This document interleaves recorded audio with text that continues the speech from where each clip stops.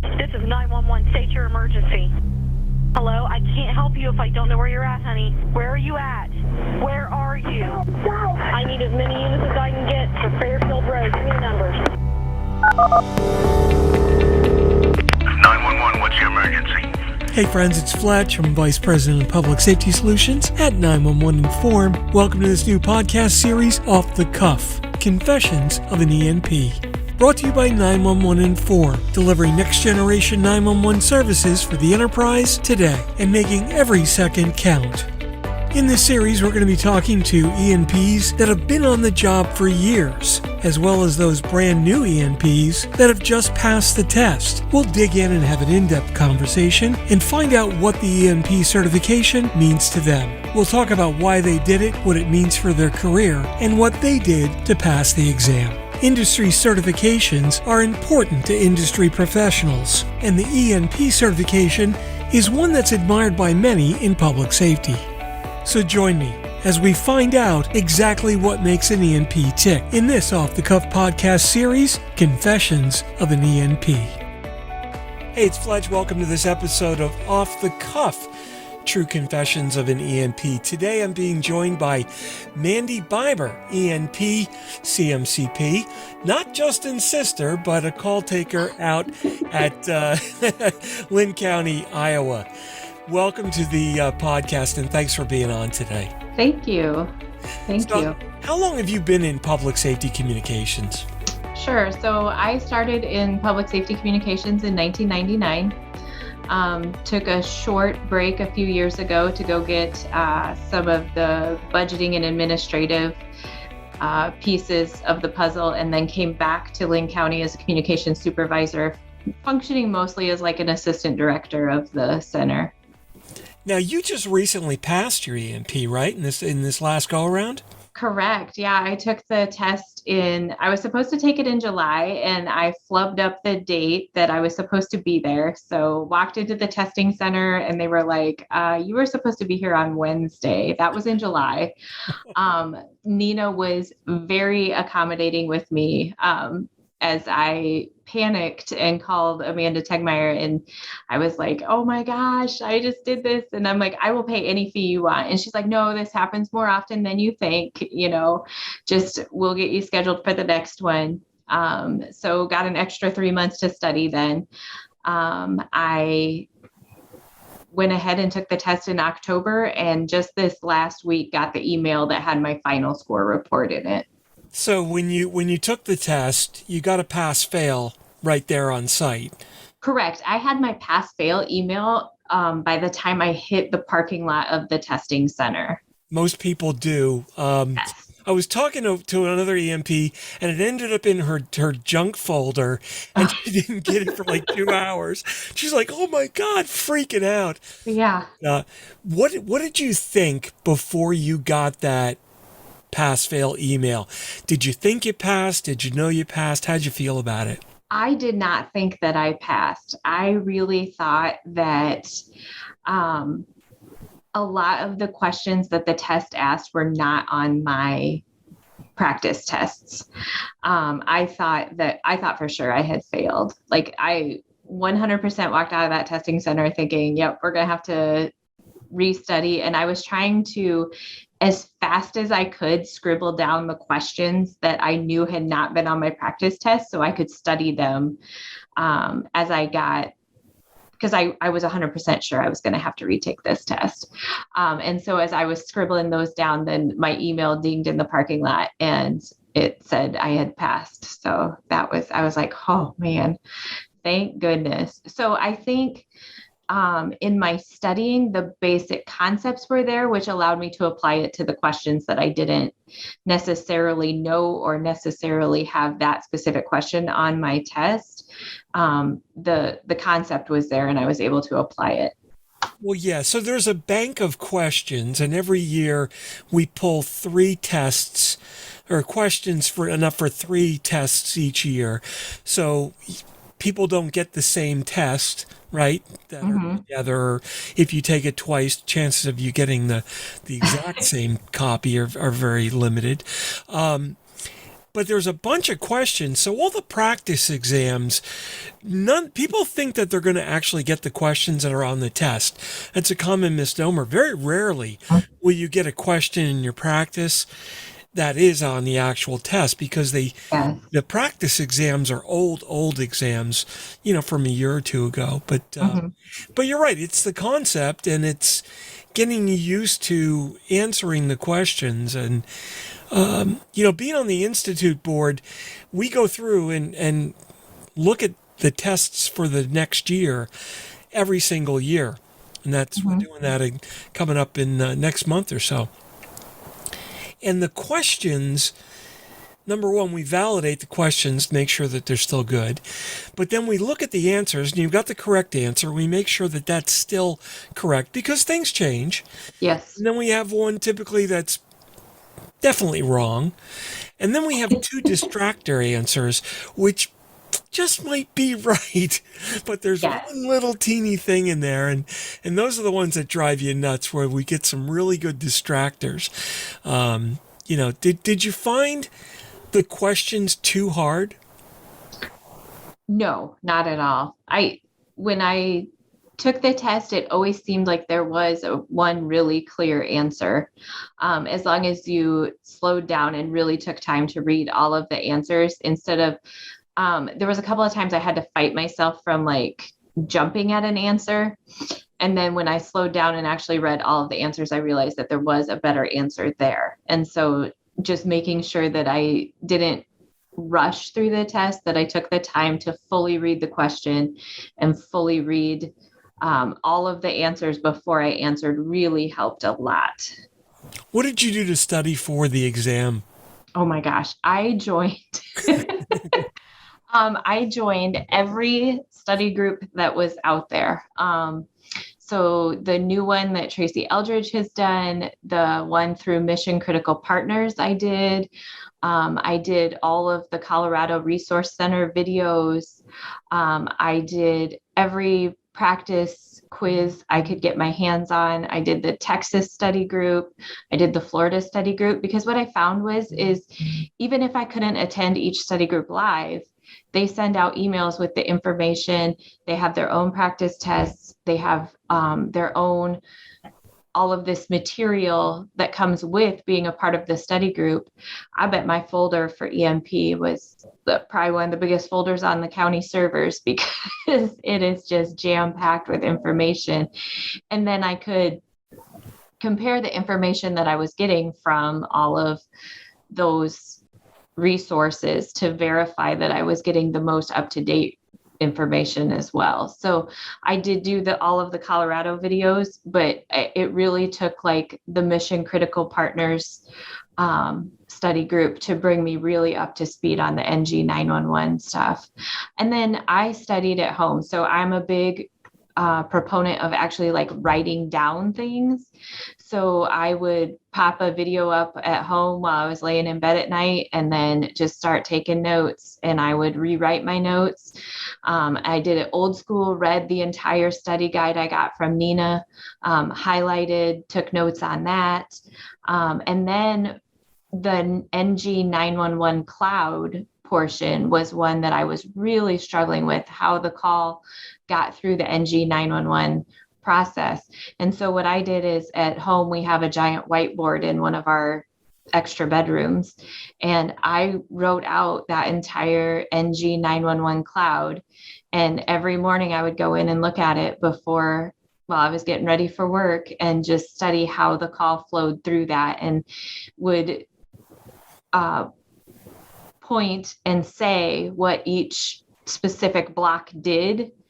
And then I also tied it back to the legacy units, okay, your location information server, that acts like your MSAC, just really tying it all together into how that call got processed. Wow, you're ready to teach your own class. No. All of those resources are fantastic. The only one that's really not worth the time of day is Tracy Eldridge's. That's a total waste of time. And I'm saying that just so I can call her and go, make sure you watch the latest one. I love her to death. She did a great class from She what I did. hear. She did.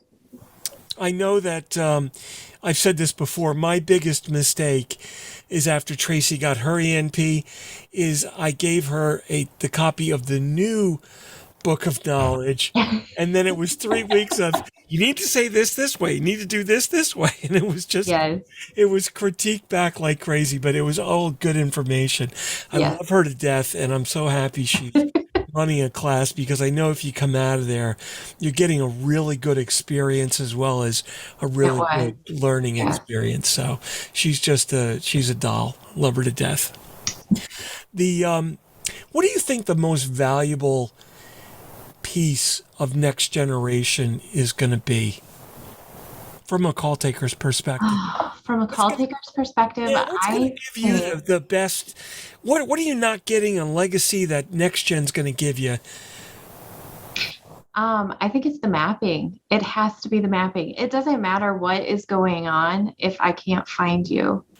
So really, I mean, even if the pictures and videos and everything come through, if I can't find where that's being taken from, it doesn't help me at all. So it has to be, the location has to be accurate and up to date. No, And I think that all these companies that are working on it, your company, Rapid SOS, all the other companies, they're blowing it out of the water. Like the location data that we're receiving now is 100 times better than it was even just a year ago. yeah, it's really interesting. There was a lot of, I don't know, I don't want to call it an argument, but there was a lot of discussion in the industry over location technologies and should we use this and should we use that? And public safety has always had this model where we're going to service everybody to the maximum level. And that's fine and that's great. But it kind of got out of whack a little bit, saying that if we can't service anybody to the 100% level, we're not going to do that. And I'm like, well, wait a minute. What about if we can solve it for 90% of the people? Yes. Doesn't that let us try harder on the 10% that we've got to work on? Yes. I don't know. So it took a little bit for the industry to right itself. There was a little political in there. There's a little commercial in there. There's a little everything in there. But I'm really glad to see that the fighting stopped and people started broadening their senses and saying, look, if you can get a pizza here, right, Yes. you're able to get EMS to my front door. I don't know. It's just one of those things. What's the biggest advancement you've seen in your career? You've been doing this a long time. I think the biggest advancement that I am seeing on a personal level is the amount of training that we're receiving, the amount of mental health awareness that we're receiving. I mean, I really think that now we're really in the guts of getting NG 911 going, that now we're taking the time to step back and refocus on the person who is actually there taking the call and dispatching it, and trying to get them all of the resources that they need to do that appropriately and to recover from whatever they're exposed to when they take that call. So especially in the last year with COVID, the amount of free training that is out there and available. 10 years ago, you did not see the Dare to Be Great conferences. You didn't see online NINA conferences. I mean, for people to be able to have access to it in a small rural center and still be able to get the same training as the person whose agency can afford to send them out to the NINA conference is amazing. No, you're absolutely right. It's interesting because the PTSD thing, people don't really realize how much that impacts other people. And I think, people in the industry don't even realize, if you haven't experienced it, I mean, I always knew it was important, but when I really, really felt it was when one of the recent shows came on. It was one of the 911 center shows, the real ones, right? Not all the shows. But there was one scene where a call taker took a really, really bad call. And when she was done with the call, it's just a close-up on her, and she's going, just exhaling like that. Yeah. For some reason, I would see that, and I would get this weird feeling. Mm-hmm. And I'm talking to Tracy one day, and she's like, dude, you have PTSD. You have all the classic symptoms. Now, I don't know what that's from. Mm-hmm. I know when it's from.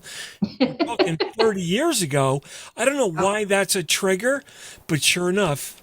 Yeah, and for the telecommunicator to even be able to recognize that they're having signs and symptoms, and to be able to act on them, and to be able to be provided the resources to act on them. I mean, 20 years ago, we didn't know. We didn't, we'd be like, wow, I feel, kind of panicky and out of breath. And it was just something that we dealt with, but we didn't realize what was causing it or why it was happening to us. And so now the ability to recognize it, deal with it, and be resilient from it is huge. Yeah, no, I mean, now this wasn't debilitating to me in any way, but my God, it was from something 30 years ago, 35 years ago. And that's what just freaked me out. And I can't for the life of me even think about what it might have been, but that just thinking about it, I still get a weird feeling, and you know what the feeling is, I'm sure. Oh yeah. Right. Yeah. So, I mean, has that affected you in any way? Have you been able to realize it? Yes. So I had a pretty severe call right before I left telecommunications to go do the business side of things. And it was in a critical stress debriefing after that incident that I realized, like, hey, I am having some effect from this. Initially when I went home that night, I was like, oh, that was a really crappy call. But I didn't realize that there was going to be any long-term effects from that call. And I've since recovered. I still do frontline dispatching. But I do see a therapist weekly just because it's preventative. I don't want anything to happen where I become debilitated or cannot do my job. That's interesting. So you've taken it, I'm going to say one step further and say you're doing this as a preventative. I haven't really heard somebody say that before. That's great. Yep. And I am very, very lucky that the county that we work in completely 100% supports our telecommunicators in anything. Earlier this year, we had a deputy get shot on duty. He survived. He's back, light duty work, but he's back here in the office with us. And our county has been tremendous. Everyone was offered critical incident stress debriefing. We had EAP came in. We do annual mental health checks. And then on top of that, they also brought in specialists that were trained in on-duty shootings to help our telecommunicators that actually took the calls and dealt with it right away that night to help them through the process. And if they want to continue seeing those people, we have telehealth, and they are more than welcome to keep using them. So wow. So I take it, if my next question is going to be a stupid one, but the agency obviously paid for your ENP. Yes, they did. Yep. Our agency 100% supports training, career development, and improving yourself. So if there's pretty much anything that we want to attend, they do what they can to make sure that we're able to do that. And so, yes, they did pay for my ENP. Has your agency gone through and made ENP a requirement that you either have to have or you need to get in any of the positions? Nope. No. And in fact, I am the first at our agency to actually do this. And it was kind of a personal development goal for me. And then I think other people have seen it. And so maybe it'll be a chain reaction where we start that, but it is not required at this time. Yeah. I was talking to, I forget who I was talking to.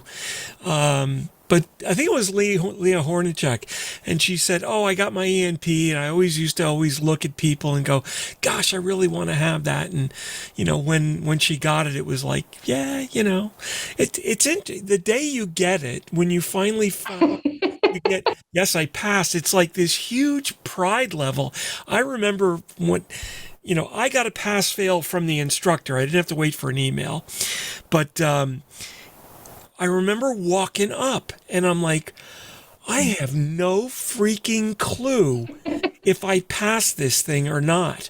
Uh-huh. And then on my recertification 4 years later, I opted to take the test again because I was questionable on points, and there was a lot of next gen starting to come out. And I said, let me take it. No big deal. Uh-huh. And I remember the second time I'm walking up and I'm going, I have no idea if I passed. Oh my God, what if I don't on my recert? How embarrassing is that going to be? I passed both times, but it was like, wow, what a good test. To be, I don't know if I passed both times I took it. Yeah. And then later I got on the NIB and I started, coming up with the tests and validating it. I'm like, the amount of work that goes in behind that to develop the tests each year was just incredible. Yeah. So for me, it was really, I had right away after I started, attended the Cmcp program through Nina, got that certification. And then the next Nina conference was online. And so as you're watching everybody's names roll up on the online broadcast of, my name was there for CMCP, but it wasn't there for EMP. And that was when I set the goal, like next year is going to be my name rolling across there. And so I also joined the Nina WIN committee and participate in the planning of WIN sessions and trying to improve membership for women in 911. And so being able to have my EMP makes me feel like I have a seat at the table, and that I feel like on the same level as the people, even though they have much, much more experience than I do, being able to sit there and at least have something that shows that I know what I'm talking about and how I've proved that. Yeah. Who was your CMCP instructor? Oh, I had Ty. We had Ty. That was a total waste of time, man. It was the best week. It was seriously the best week. I've known Ty. God, I don't even know how long. I've known him forever. I don't remember when I don't remember Ty, but people that took CMCP with him or just got to hang around him and know him, what an unbelievable person. I was so sorry to see him leave, but I was happy to see him move his career forward. I mean, that's what it is, right? It's about moving your career forward, and it was time, and he certainly gave his all and continues to give his all to this industry. Yes. And we had the networking that happened. I was just a baby supervisor when I did CMCP. So I 2 months on and they sent me to this class, and the networking that happened in that session, and then the networking that happens when you're in your EMP study groups is just invaluable to building your career and having people to lean on and mentor you, and people that well enough that when you have a question, you can pick up the phone and give them a call. That in itself was 100% worth the price of tuition. So yeah, people always ask, what's the best study guide? And I'm like, the best study guide are your peers that have taken it or are taking it and are studying. Those are the best resources. Yeah. And I've heard so many people say that, Mandy. The people that I studied with have become close compadres and remain that for years and years to come. Yep. Yeah. And especially there is no one that ever turned me down and said they didn't have the time for me. They didn't have the time to answer my questions. If there was something in a study guide that I didn't understand, I could reach out and be like, hey, can you explain this to me? Can you explain how this works? And where it really became beneficial was I would come across something I didn't know, get it explained to me, and then I would turn around and be talking to my superiors and be like, hey, how does this fit into our agency? What does this look like for us? And that was where I was gaining tons of knowledge, like deep institutional knowledge of, oh, this is our vendor for that, and it goes through here, and it processes through this server, and those kind of things. That if I wasn't asking those questions, I don't know if I ever would have learned them, because there's such deep institutional knowledge of, the person who installed it is still here.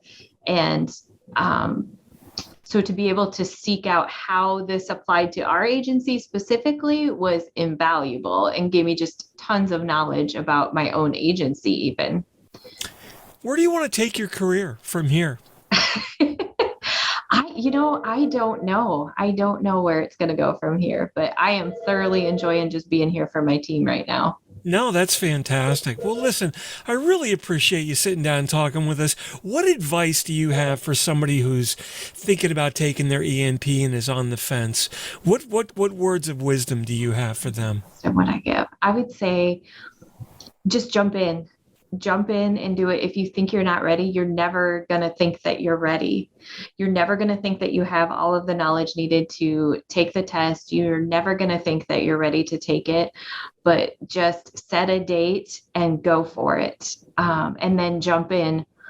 You have to sacrifice that Netflix time. You have to sacrifice maybe you're reading a book time, and you're changing kind of what you do in your downtime, but is 100% worth it.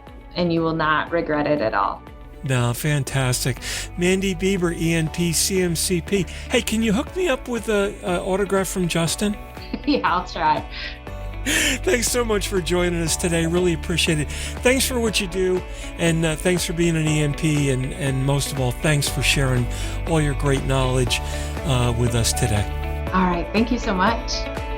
Well, that wraps up this episode of Off the Cuff, Confessions of an ENP. I'm Mark Fletcher, ENP, and I'm the Vice President of Public Safety Solutions at 911 Inform. Off the Cuff is sponsored by 911 Inform, delivering next-generation 911 solutions to the enterprise today and making every second count. Visit them on the web at 911inform.com. Remember, you can follow me on Twitter at Fletch911. Check out all my blogs and podcasts at Fletch.tv. And be sure to like and subscribe below. That way you'll be immediately notified whenever a new podcast is published. Thanks so much for listening. If you're in public safety, thanks for what you do. Take care and have a great day.